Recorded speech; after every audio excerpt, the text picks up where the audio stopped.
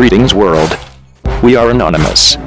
The United States is pursuing a neocon agenda in Ukraine and Russia in order to weaken and destabilize the two countries, a political commentator says. There is a neocon effort to go after Russia because Russia did not support the War for Israel agenda against Israel's enemies, said James Morris, an editor for AmericaHijack.com, an anti-Zionist blog. With regard to what's happening in Ukraine with the, it's basically a neocon agenda, the project for the new American century that's been disbanded in name only, and you have neocon shills like John McCain who have been basically pushing the neocon agenda not only in Syria and Iraq in the wars for Israel in both of those countries, but they'd like to also weaken Russia by separating Georgia, like we saw with the Georgia-Russia war during the Olympics that happened a few years ago, and now, most recently, with what's been happening in Ukraine. You've also got NGOs, as writer Paul Craig Robertson referred to, and one of which is the National Endowment for Democracy, MED, as it's referred to.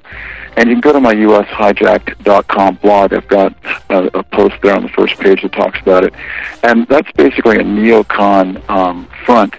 And you have, like I mentioned, John McCain, who's with the Republican Party, of course, and the GOP faction of MED. And they encourage revolutions like we saw with the Orange Revolution prior in Ukraine. And again, this is part of the NATO encirclement that has been going on against Russia. If you keep in mind, when the Cold War had come to an end, there were agreements that were made between Gorbachev and the U.S.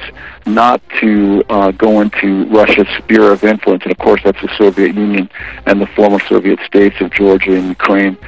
And right after that, the neocons and the rest of the Israel lobby basically pushed to not only get the NATO encirclement with Georgia and Ukraine, but also the anti-missile defense, which they claimed was a defense against Iranian missiles. But anybody who looked at it objectively knew that it was against Russia. And any of those anti-missile interceptors could have been used offensively. So what we're looking at here is a neocon effort to go after Russia because Russia did not support the War for Israel agenda against Israel's enemies, Syria and Iran. So the neocons would like to weaken Russia, and that's what we see happening in Ukraine. So the neocons would like to weaken Russia, and that is what we see happening in Ukraine, Morris told Press TV. It is a very dangerous situation because the crisis in Ukraine could cause another world war, he added. The neocons have been encouraging what has been happening in Ukraine. The Ukrainian parliament ousted President Viktor Yanukovych and named Oleksandr Turchynov as interim president. Ukraine has been rocked by anti-government protests since Yanukovych refrained from signing a trade agreement with the European Union on November 29, 2013, in favor of closer ties with Russia. Analysts say American neocons engineered the overthrow of the pro-Russian Yanukovych in a coup spearheaded by neo-Nazi militias. U.S. National Security Advisor Susan Rice warned Russia against sending military troops into Ukraine. We are anonymous. We are legion.